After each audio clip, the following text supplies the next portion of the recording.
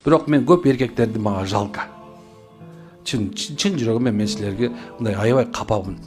Мындай силерге мындай болуп аткан жашооңорго мындай бир аябай бир жерде мындай кыжалат болуп кетем да. Daarатсыз тамак жесиңер. Daarат деген өмүрү билбейсиңер силер. Гусул эмне экенин билбейсиңер.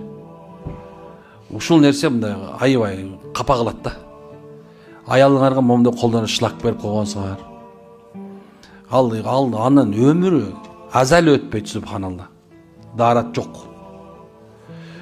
Эми Кудай акысы бирок эмнекен Алла берген келбетти табиятта болгон нерсени өзгөртүп, монун баарын кырып туруп, анан башкача чийип атат. Кудай жараткан муну. Бул шайтандын амалдары. Ал айткан уже ачык эле айтып койгон.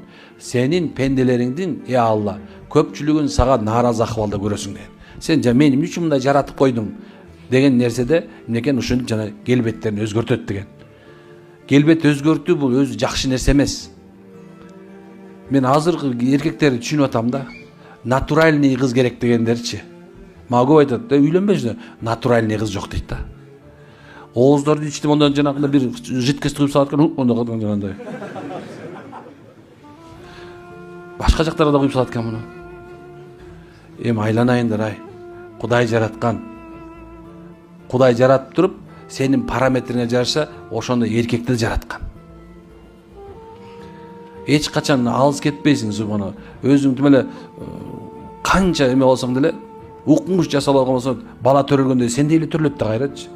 Мындай чоготто. Эмне дегеңер бар эми?